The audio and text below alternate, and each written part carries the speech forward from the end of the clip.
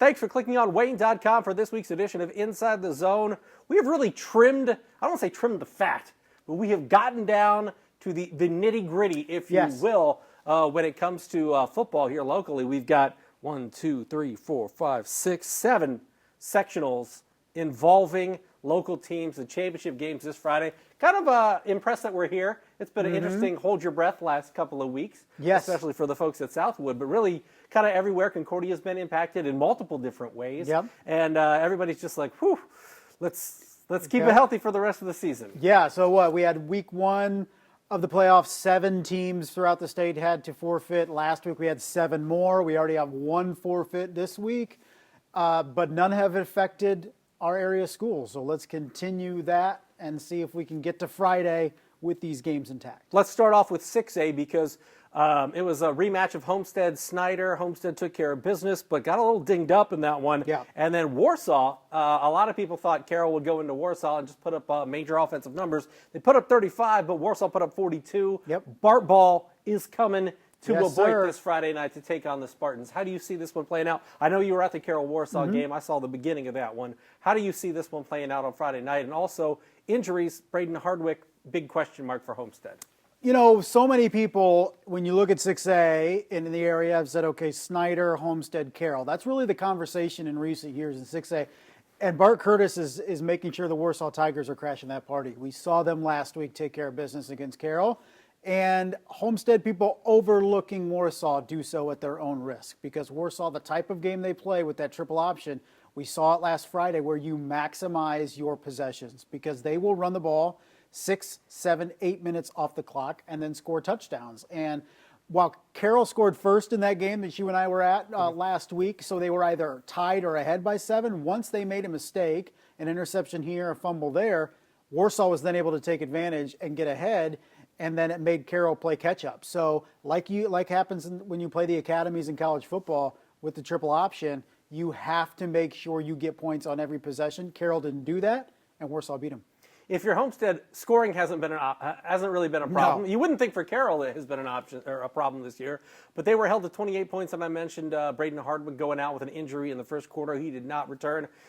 He was nipped in the bud, if you will, at this point, a little earlier than this point last season. Sure. So if you're Homestead, how do you make sure you're right offensively? Because if it does turn into a shootout, kind of a who has the ball last and who can score that final touchdown, Homestead has proven this year, ask Bishop Dwenger about it, when the chips are down, they can take care of business at the end. Well, I think Homestead's in a better position on both sides of the football for this matchup than Carroll was. One, their offensive front, I think, is stronger than what Carroll has. So even if Braden Hardwick is out, I think they can find some running room with whoever's back there.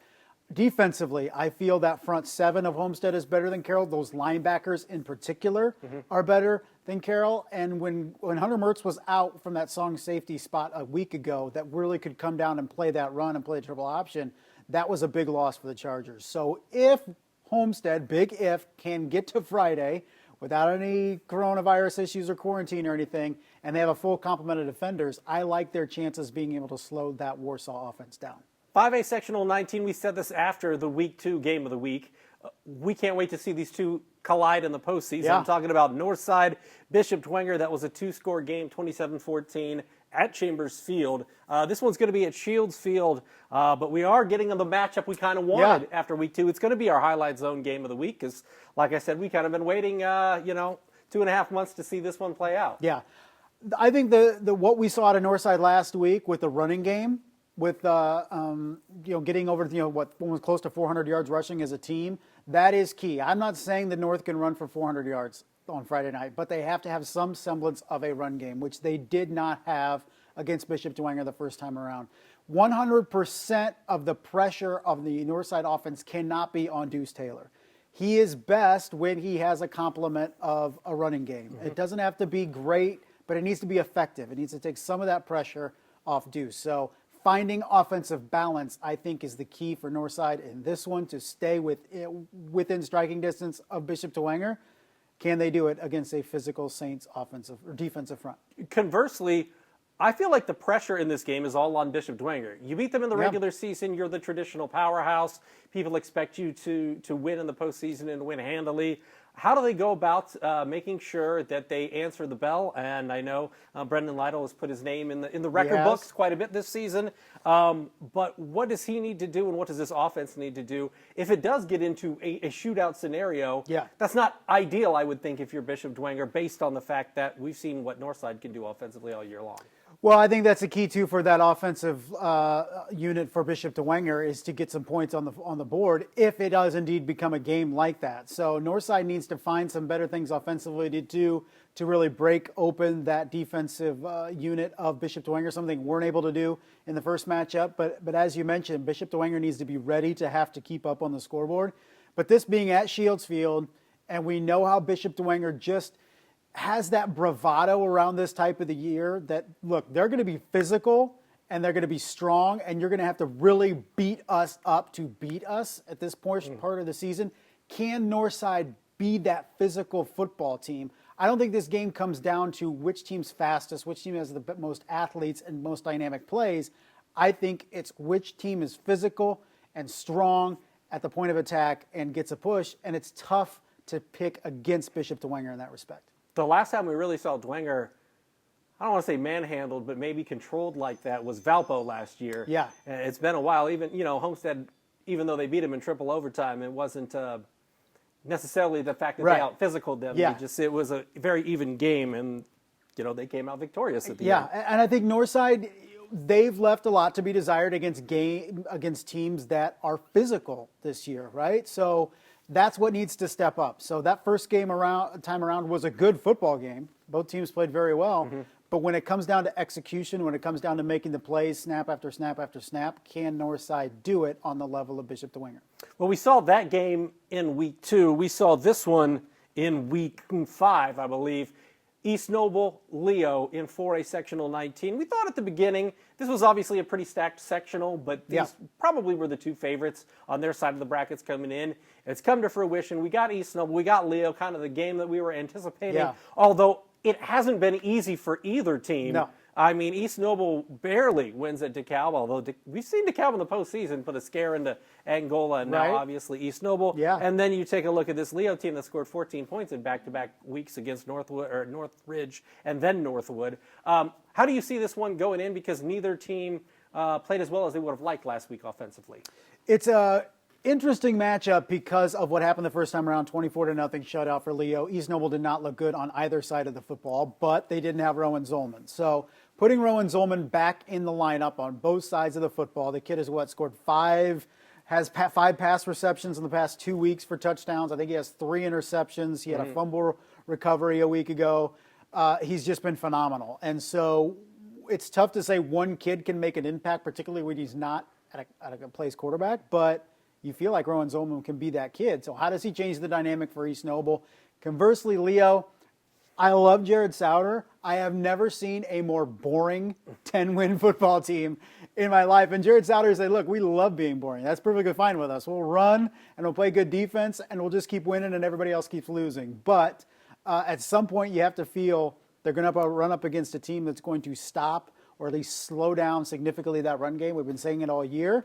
And they're going to need to make a plays in the pass game. They did not have a single completion last week. So is it as soon as this week? Not sure. East Noble needs to play much better on defense this time around. Well, and, we talk about health. We don't necessarily mean coronavirus stuff when it comes to the Leo Lions. Caden Miller, what's the situation at the running back position? Mason Sharon has been out. Yeah. So those are two names that if you're a Leo fan, man, you can't wait to see them on the football field. Sounds like Caden Miller will be back on Friday. He was nursing an injury last week. And then Mason Sharon, who we haven't seen all season long, was a first-team All-NE8 defensive end last year. So even if he can get on the field at 75, 80, 85%, I mean, that's an upgrade to a defense that's already dominant. So when you look at adding a couple of those guys back to the lineup, particularly Mason Sharon, you're saying, man, it was already difficult enough moving the ball on Leo. Now we have a first-team All-NE8 defensive end to deal with. I thought we were going to get the full ops breakdown of it's a hip reflexor with the they don't trust me with that kind of stuff. And this and that and the other, and we got blood platelet transfusion. We sent him to the Netherlands, Andrew Luck style, and he's come back, and they're great. Let's talk about 3A Sectional 27 again. This is kind of like in 4A. These are kind of the teams that we figured would be there at the end when it came to sectional championship time. You're talking Norwell, Concordia on the turf at Zollner Stadium. These are two teams that have had different paths, if you will, in the postseason. Norwell's just blown the doors off two teams, which we thought they would. And Concordia, though, I wanted to see them against Peru just because Peru was 7-2. Right. That didn't happen. And then Oak Hill was a solid team. And they didn't get their offense going until the fourth quarter. Right. So how do you see this one playing out, seeing as Concordia's been low scoring and Norwell's just been pounding people? Well, you look, all of a sudden Norwell offensively is just like, wow, who's going to be able to stop this team? So Concordia is next up, and we feel they were in the top 2-3 defenses in the SAC. So I think it's a very solid matchup for Concordia going up against that defense. Can they match up with Eli Riley, Max Ringer? Bunch of playmakers offensively. And then conversely, I feel, can Concordia score enough? I don't think the question is, can Norwell score enough? I think it's Concordia scoring enough. They were able to get it done at at Oak Hill last week in Converse, but there have been some games where when they play good teams, which Norwell is a very good football team, they struggle moving the football. So can Norwell contain Amir Drew, put the pressure on Brandon Davis to go vertical, make some plays? I think there's a lot of different storylines in this one on how it could go. That's my question, and you alluded to it, was Concordia's offense. When you take a look, Oak Hill's a very solid football team, but they had 4 scores in that game, 3 touchdowns and a field goal, and 2 touchdowns in the field goal came in the fourth quarter. I mean, even though Amir Drew had over 200 yards rushing, they didn't blow the doors off Oak Hill like you thought a solid SAC team might. Right. Sure, and it was a tough game to go to Converse and beat a team like Oak Hill. 7-win team, really solid program under Coach Osmond, and without Tim Manigal on the sidelines too, which you have to factor that in as an emotional roller coaster for players used to seeing Tim Manigal on the sidelines. Sure, because Manigal calls the quarterback over. That's how their offense runs, and there's a lot of communication. Quarterback runs to the sidelines. Not everybody does it that way. Some people signal it in. I mean, he does it face-to-face, so it's a completely different dynamic, I guess, for their offense. Yeah, no doubt. So hopefully Coach Manigal is back on the sidelines this Friday. Haven't heard anything definite one way or the other, but I think it's a boost for Concordia. A, being able to play at home for the first time in the playoffs, and B, having Coach Manigal back on the sidelines. I think this is a fascinating matchup that could really go either way. Speaking of fascinating matchups, Eastside Luers, 2A Sectional 35. We saw these two play last year in the sectional semifinals. It was a one-score game at 13-6. Luers left no doubt that they were better than Fairfield this past Friday night. They handled them pretty easily. Fairfield scored early in that one, but certainly wasn't enough. And then Eastside has been Eastside throughout the postseason. They've outscored people. They've slowed people down. How do you see this one playing out? Because obviously a lot of people are going to say, well, Luers has the athleticism, throw out the records. They're a small school team in the SAC, and Eastside's competition hasn't been as good. But this Eastside team, I think, maybe bucks that trend of just being a nice team, playing a schedule that isn't as challenging. They're legitimately really good. They're very good. So I think, you would look at it on the surface for Bishop Luers fans, and you could say, okay, we've just beat an undefeated NECC team, so we're going to take care of that one-loss NECC team for a sectional championship. Eastside is immeasurably better, in my opinion, than Fairfield is. They played a more difficult schedule.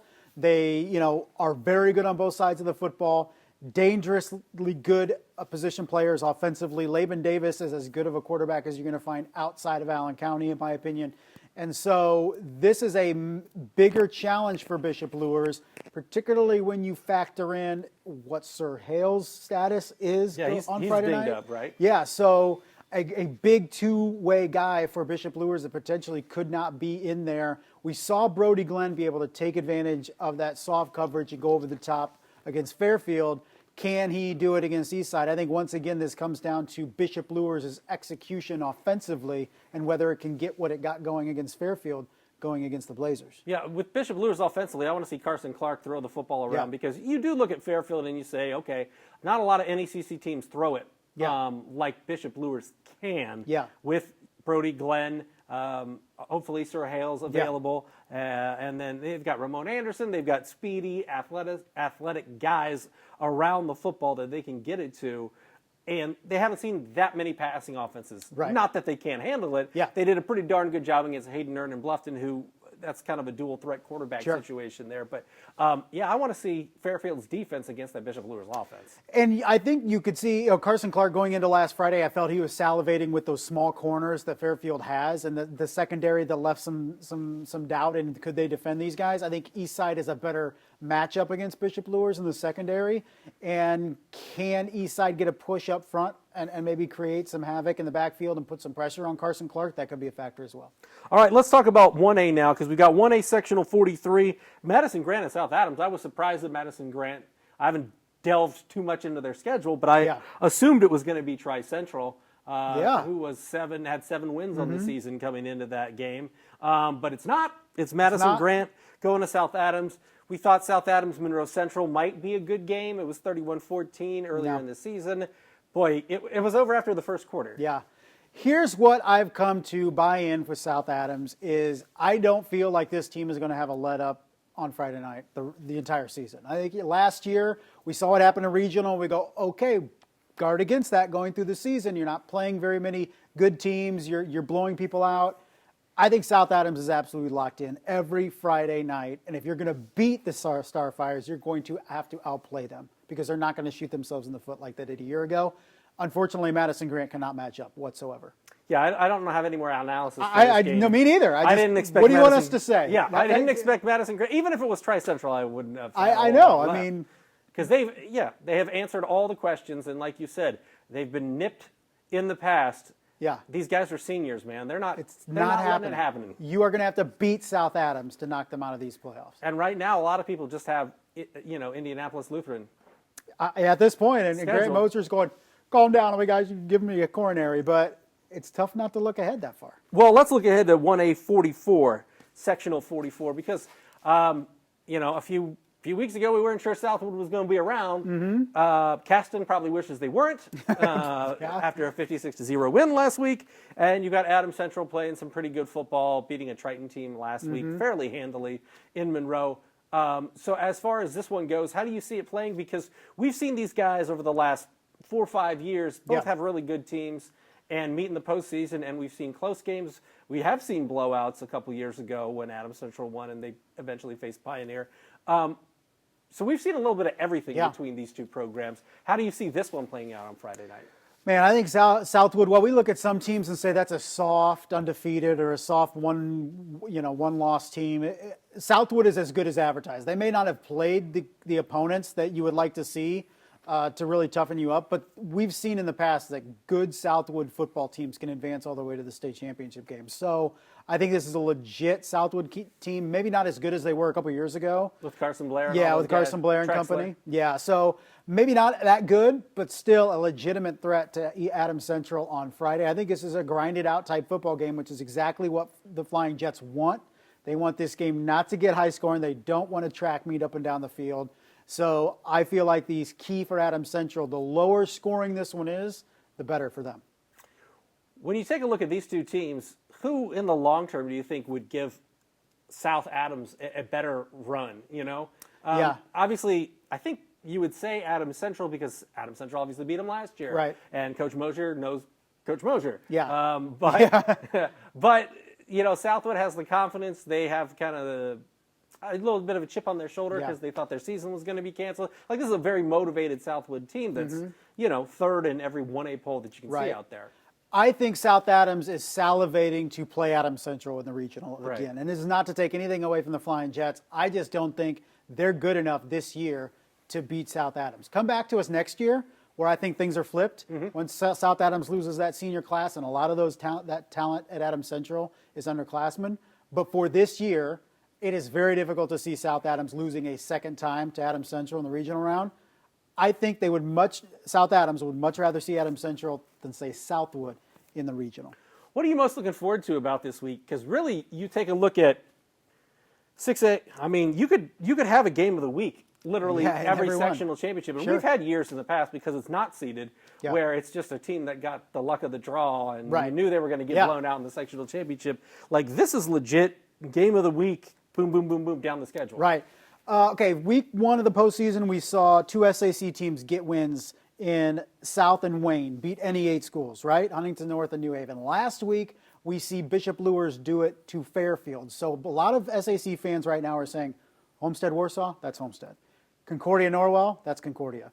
Luers Eastside, that's Luers. But all three of those teams, all three of those games, those are much better football teams than any of those previous three we mentioned in the past 2 weeks. Warsaw is capable of beating Homestead. Norwell is capable of beating Concordia.